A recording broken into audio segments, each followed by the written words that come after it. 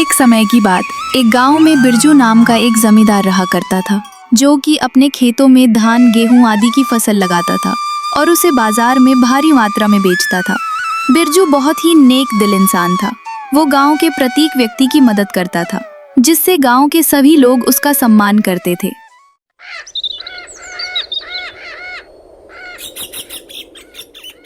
एक दिन उसकी पत्नी बिरजू से, आजकल सब्जियों पर पैसा बहुत बढ़ गया है जी। और तो और जो सब्जियां हम बाजार से लाते हैं वो सारी सब्जियां दवाइयों से बनी हुई हैं। अगर हम ऐसे उन सब्जियों को खाते रहें तो एक दिन हम तो बीमार हो जाएंगे ना। अब क्या करे बिजली, आजकल लोग सब्जियों में अगल अगल तरह की दवाइयां देने लगे हैं, जैसे कि वो देशी खाद बीज को भूल ही गए हैं। इसलिए मैं बाजार से जो सब्जियां लाता हूँ, तुम उनको धोया करो।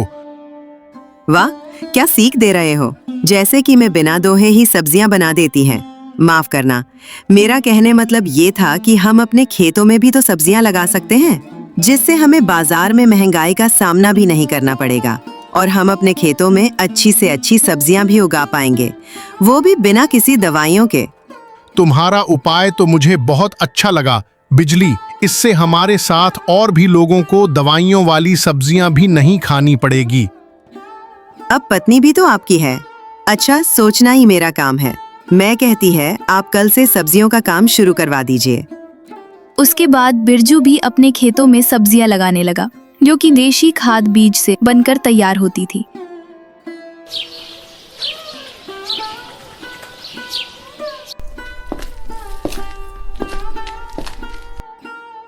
जमींदार जी, मुझे आपसे कुछ बात करनी है काम के सिलसिले में।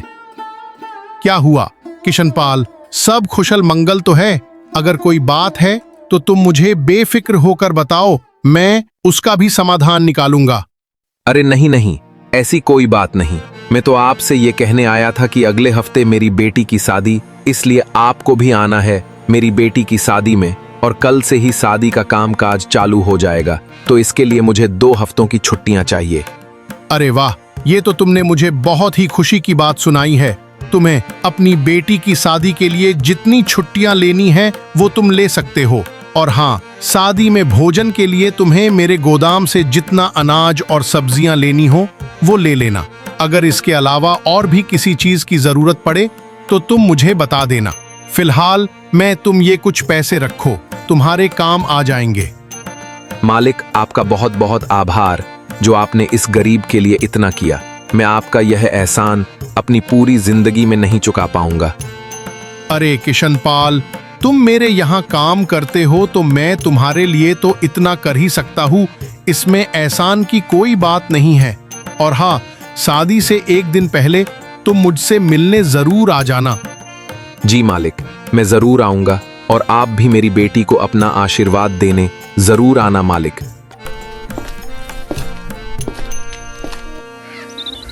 बिरजू के गांव के पास में एक और गांव था, जिसका नाम श्यामपुर था। उस गांव में हीरा नाम का एक चोर रहा करता था, जो लोगों का कुछ न कुछ सामान चुराया करता था। एक दिन वो जेल से सजा काट कर अपने गांव आ रहा था। तभी वो अपने मन में, आज इतने दिनों के बाद ये चैन की सांस मिली है, वरना उस जेल में तो मुझे मेरा मनपसंद खाना भी नसीब नहीं होता था। काफी दिन हो गए, अभी तक मैंने अच्छा भोजन ही नहीं किया। गांव भी थोड़ा दूर और मुझे इस समय भूख भी काफी तेज लग रही है। मुझे लगता है यहाँ पर कोई शादी ब्याह हो रहा है। अगर मैं यहाँ जाऊंगा तो शायद मुझे अच्छा भोजन मिलेगा खाने के लिए। ऐसा सोचकर हीरा वहाँ से चल देता है।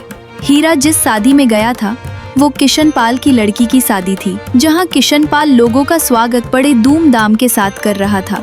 हीरा वहाँ आकर सीधे भोजनशाला में घुस जाता है और लोगों के साथ बैठकर खाना खाने लगता है। तभी एक आदमी बोल पड़ता है, किशनपाल भाई, दावत तो बहुत अच्छी बनी है और तुमने शादी भी बड़ी धूमधाम से की है। इसका सारा श्रेय जमींदार जी को जाता है। उन्होंने ही साग सब्जी से लेकर शादी का सारा खर्चा दिया है। हाँ भाई, मैंने भी सुना है तुम्हारे मालिक बड़े ही नेक दिल इंसान है। वो तुम्हारी ही नहीं बल्कि सारे गांव के लोगों की ऐसे ही सहायता करते हैं। हीरा उन लोगों की सारी बातें बड़े ही ध्यान से सुनता है। अच्छा, इतना सब कुछ इस गांव के जमींदार ने किया है। शायद वो बहुत अच्छे इंसान होंगे, तभी तो अपने यहाँ काम करने वाले की बेटी की शादी में इतना पैसा लगा दिया। सच में वे बहुत नेक दिल इंसान होंगे। मुझे भी एक बार उनसे मिलना पड़ेगा। खैर, अभी अपने घर की तरफ निकलता ही बाद में सोचूंगा इस बारे में। हीरा खाना खाने के बाद अपने घर की तरफ निकल पड़ता है। अरे आइए, आज आपको हमारी याद कैसे आ गई? अरे शकुंतला, तुम इस प्रकार क्यों कह रही हो? बहुत समय बाद तो मैं घर आया हूँ। ये ना कहूँ तो क्या कहूँ, इतने दिनों के बाद तो आप आए हो और अब फिर कहीं जाकर चोरी करोगे और जेल में चले जाओगे। साल 2 साल तो आपको जेल में ही निकल जाती है। ये सब तो अब आपकी आदत बन गई है। मैं और क्या करूँ भाग्यवान, इस गांव में मुझे कोई काम पर रखता ही नहीं, फिर मुझे मजबूरन चोरी चकारी करनी पड़ती है। अब एक चोर को भला कौन काम पर रखेगा? अगर आज आप एक अच्छे इंसान होते तो हर कोई आपको काम पर रख लेता, लेकिन आपकी तो चोरी करने की आदत जाती ही नहीं। तुम इस बार मुझ पर भरोसा करो शकुंतला, मैं अब कभी भी चोरी नहीं करूंगा। आपकी ये बात सुन सुनकर मेरी तो सारी उम्र निकल गई, मगर आपने चोरी करना नहीं छोड़ा। अगर आप अब अच्छे इंसान बन भी गए तो भी आपको इस गांव में कोई काम पर नहीं रखेगा। आपका क्या भरोसा, आप वहां भी चोरी करना शुरू कर दो। तुम मुझे पर इस बार भरोसा करो, मैं सच में चोरी करना छोड़ दूंगा। इस बार तो मैं आप पर भरोसा कर लेती हूँ, मगर फिर भी आपने कोई ऐसी हरकत की तो मैं सच में आपको छोड़कर चली जाऊंगी। फिर हीरा काम की तलाश में चला जाता है, मगर उसे कोई काम पर नहीं रखता। ऐसा देख वो दुखी होकर अपने घर आ जाता है। शकुंतला, मैंने हर जगह काम ढूंढा मगर किसी ने मुझे काम पर नहीं रखा। अब तुम ही बताओ, मैं चोरी नहीं करूं तो क्या करूं? मैं आपसे साफ साफ कह देती हूँ, अगर आपने चोरी की तो मैं सच में आपको छोड़कर चली जाऊंगी। हाँ, अब तुम ही बताओ, अगर मैं चोरी भी ना करूं तो हम खाएंगे क्या? ऐसे हम भूखे हो मर जाएंगे। तुम ऐसा करो, पड़ोस के गांव में बिरजू नाम के एक जमींदार रहते हैं। तुम उनके पास जाओ और उनको जाकर सब कुछ सच बता दो। वो बहुत ही अच्छे इंसान हैं। वो तुम्हें माफ कर कर कोई ना कोई काम जरूर दे देंगे। हाँ शकुंतला, मैंने भी उनके बारे सुना है। वो बहुत ही नेक दिल इंसान हैं। वो मुझे जरूर काम पर रख लेंगे। मैं कल ही उनके पास काम के लिए जाता हूँ।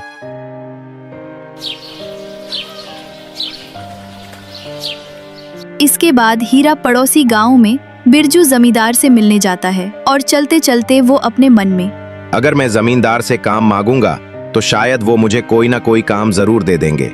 सुना है उनके यहाँ सब्जियों की भी खेती होती। अगर मैं उनके यहाँ से सब्जियां खरीद कर बाजार जाकर बेचूं तो इसमें मेरा बहुत फायदा होगा। मगर समस्या ये है कि मैं उनसे सब्जियों के लिए क्या बोलूंगा जिससे वे मुझे सब्जियां दे दें। अब चलो वही जाकर देखता हूं।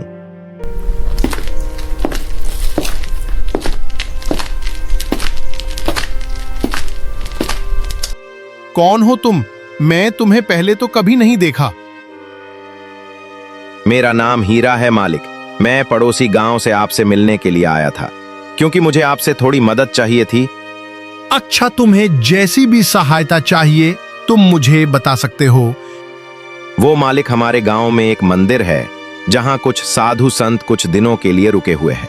मैंने सोचा उनके भोजन के लिए सबसे अच्छी सब्जियां तो आप ही के यहाँ मिल सकती हैं। ठीक, तुमको उनके लिए जितनी सब्जी ले जानी हो तुम मेरे यहाँ से ले जा सकते हो। बस इसी चक्कर में मैंने आपके पास आए तो फिर ठीक है मालिक। आप अपने खेत की देखरेख करने वाले से कह देना कि मैंने वहां से सब्जियां लेकर जाऊंगा।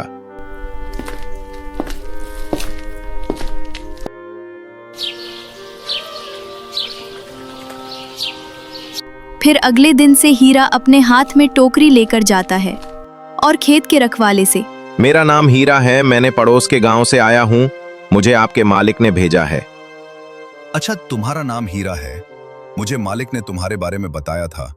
हीरा अपने साथ टोकरी लेकर आता है और उसमें सब्जियां तोड़कर अपने साथ ले जाता है। वो रास्ते जाता है तभी अपने मन में, हे भगवान, ये लाख लाख धन्यवाद, आज पूरा एक टोकरी सब्जी मिला है। अब इन्हें बाजार लेकर जाऊंगा और उन्हें बेचकर मोटा पैसा कमाऊंगा।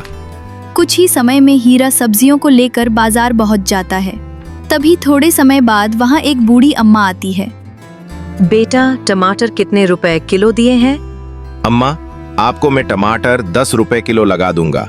मेरी सभी सब्जियां ताजा ताजा हैं, बताओ कितना कर दूं? बेटा, ये सब तो ठीक है, मगर सभी लोग तो टमाटर 8 रुपए किलो बेच रहे हैं, पर तुम इतना महंगा क्यों दे रहे हो? अम्मा जी, वो सारी सब्जियां अगला अगल दवाइयों की बनी है, मगर मेरी सब्जियां शुद्ध रासायनिक तरीके की से बनी।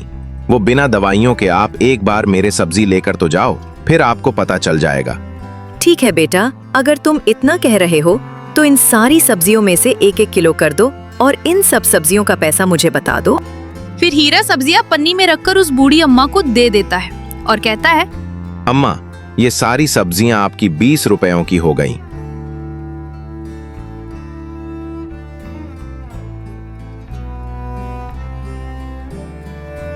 एक ग्राहक को सब्जियां बेची हैं तो 20 रुपए आए हैं। अगर यही सब्जियां मेरी शाम तक बिकेंगी तो कितना पैसा आएगा?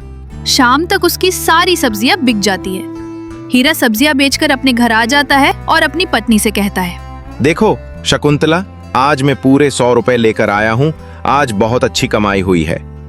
आज इतने सारे पैसे मिल गए आपको मजदूरी करने के। हमारे यहाँ तो लोगों को सिर्फ 50 रुपए ही मिलते हैं।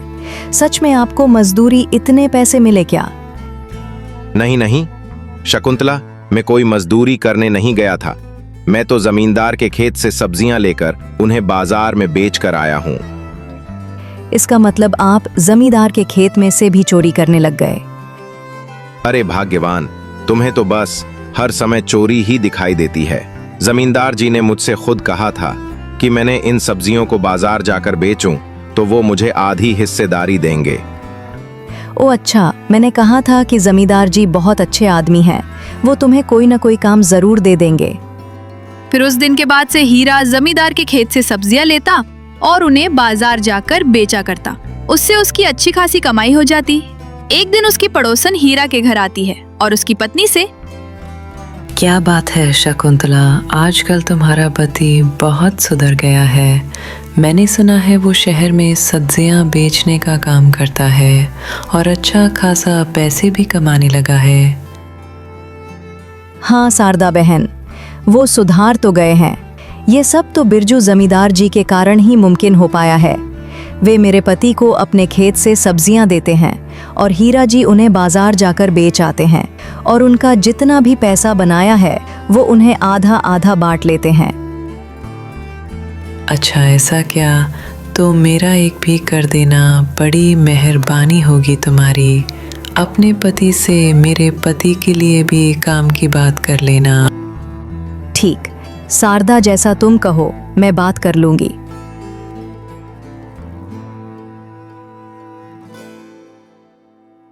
जब शाम को हीरा अपने घर आता है तो शकुंतला उससे कहती है, सुनो जी, आज शारदा बहन हमारे घर आई थी।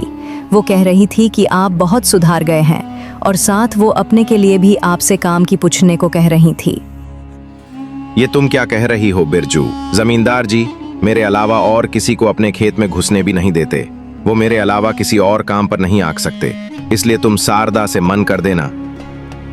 क्या जी, जमींदार जी का इतना बड़ा खेत, तो उन्हें काम पर क्यों नहीं रख सकते? तुम एक बार पूछ कर तो देखना। तुम इन सारी बातों को भूल जाओ और मेरे काम के बारे पूरे गांव में ढिंडोरा पीटने की कोई जरूरत नहीं है। अब जब शारदा आए तो कह देना कि हम उनकी कोई मदद नहीं कर सकते। क्यों? आप ऐसा क्यों कह रहे हो? कहीं आपने फिर से चोरी का काम करना तो शुरू नहीं कर दिया? नहीं शकुंतला, मैंने तुम्हें साफ बता दिया है कि मैंने चोरी करना बिल्कुल बंद कर दिया। तुम खामखा मुझे पर शक करना शुरू कर देती हो। चलो ये सब बातें छोड़ो, मैंने अब इस मामले में कोई बात नहीं करना चाहता।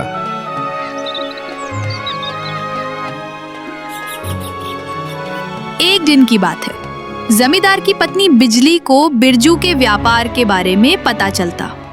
तभी बिरजू के पास जाकर बोलती है, क्या जी, आपने सब्जियों का व्यापार भी करना शुरू कर दिया और आपने मुझे बताया भी नहीं? अरे नहीं नहीं बिजली, में भला क्यों सब्जियों का व्यापार करूंगा? तुम तो जानती हो मैं सिर्फ गेहूं और धान के अलावा और कोई व्यापार नहीं करता। तुमको यह खबर जिसने भी बताई है ये बिल्कुल सच नहीं है। फिर सब लोग ऐसा क्यों बोल रहे हैं कि आप किसी आदमी को सब्जियां बेचने शहर भेजते हैं? ये सब बेकार की बातें, ये खबर जो भी फैला रहा है ये बिल्कुल सच नहीं है। ऐसे ही कुछ समय बीत जाता है। एक दिन हीरा की तबीयत किस कारण बस खराब हो जाती है। पैसों के लालच में वो अपने बेटे को अपने पास बुलाता है और बिरजू के खेत से बाजार तक सब्जियां कैसे बेचने हैं वो सब कुछ उसे समझा देता है।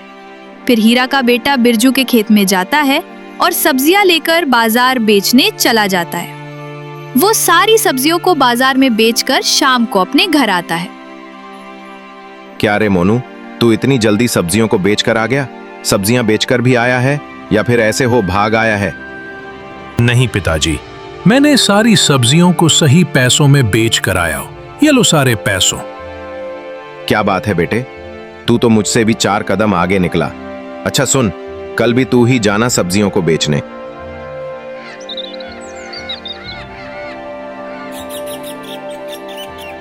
एक दिन बिरजू अपने खेत में काम करने वाले मजदूर हरी को अपने पास बुलाता है। वो हरी कल मेरे दोस्त के कुछ आदमी सब्जियां लेने आएंगे। उनके यहाँ कुछ शादी ब्याह का कार्यक्रम है, इसलिए तुम उन्हें सब्जियां दे देना और थोड़ी बहुत सब्जियां तुड़वाने में उनकी मदद कर देना। जैसी आपकी मर्जी। मालिक, पर हीरा से क्या कहना है? हीरा? ये हीरा कौन है? हरी? वो ही मालिक जिसे आप हर रोज मेरे पास सब्जियां बेचने के लिए भेजते हैं, जो पड़ोसी गांव से आता है। अच्छा, मगर उसने तो मुझे से कुछ ही दिनों के लिए सब्जियां ले जाने को कहा था, मगर अब तो 3-4 महीने हो गए हैं। वो अभी तब सब्जियां लेकर जा रहा है। खैर, ये सब छोड़ो, तुम कुछ सब्जियां उसे भी दे देना। मैं कल आऊंगा खेत की तरफ, जब उससे मिल लूंगा। अगले दिन बिरजू अपने खेत की तरफ जाता है, तभी वो हरी से कहता है, हरी, मेरे दोस्त के यहाँ से कोई सब्जियां लेने नहीं क्या? नहीं नहीं मालिक, वहां से तो कोई नहीं आया और ना ही आज हीरा भी सब्जियां लेने आया। अच्छा, तो तुम ऐसा करो, मेरे दोस्त के घर जाओ और उससे सब्जियों के लिए अपने आदमी भेजने को कहना। उसके बाद हरी बिरजू के दोस्त के घर जाता। तभी हीरा का बेटा वहां आता है। यहाँ पर हरी नहीं है क्या? तुम कौन हो? बिरजू जमींदार के नौकर हो क्या? हाँ, मैं उनका ही नौकर हूँ। मालिक ने आज मुझे यहाँ पर बगीचे की रखवाली करने के लिए भेजा है, पर तुम कौन हो? मेरा नाम मोनू है और मैं हीरा का बेटा, जो कि इस बगीचे के मालिक के हिस्सेदार है। ओह अच्छा, मुझे नहीं पता था। मगर तुम्हारे पिता काम क्या करते हैं? मेरे पिताजी इस खेत से सब्जियां ले जाकर बाजार में बेचते हैं और उसका जितना भी पैसा बनता है उसे बिरजू जी के साथ मिलकर आधा आधा बांट लेते हैं। अच्छा, तो तुम्हारे पिता जमींदार के हिस्सेदार हैं। ठीक है, थोड़ी देर और रुको। कुछ ही समय वहां पर हरी आ जाता है। तभी बिरजू, हरी, ये हीरा का बेटा है। तुम्हें इसे आज शाम तक अपने पास रखना है और इस पर मजदूरी करवाना। पर मालिक, इसे अपने पास क्यों रखना है? इससे हमारा क्या फायदा होगा? जब ये अपने घर नहीं पहुंचेगा तो हीरा जरूर इसे ढूंढते हुए यहां तक आएगा। तुम उसे मेरे पास भेज देना।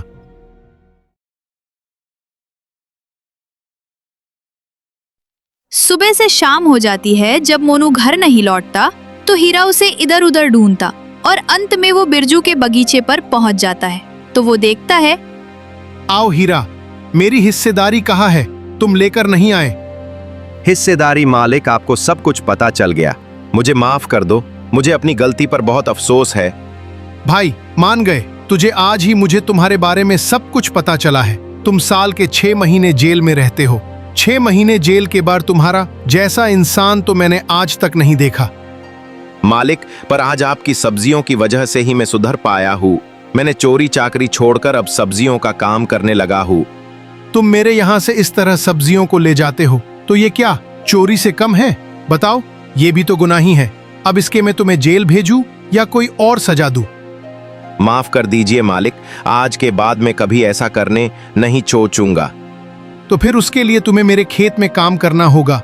रोज पेड़ पौधों में पानी देना होगा और इस सारे खेत की साफ सफाई आज से तुम करोगे, तभी मैं तुम्हें माफ कर सकता हूँ। मालिक, अगर मैं इस प्रकार तुम्हारे यह काम करूंगा तो मेरे घर कैसे चलेगा? इसके लिए तुम्हें फिक्र नहीं करनी है। 1 महीने के बाद तुम मेरे खेत जब काम करोगे तो तुम काम करने बाद मेरे खेत से सब्जियां तोड़ कर ले जाया करने और उन्हें बाजार बेचना, जिससे तुम्हारे घर का खर्चा आराम से निकल जाएगा। सच में मालिक, तुम सच्चे इंसान हो। भगवान हमेशा आपका अच्छा करे। उस दिन के बाद हीरा पूरी तरह से सुधार जाता है। वो चोरी के रास्ते को छोड़कर अच्छाई के रास्ते पर चलने लगता है।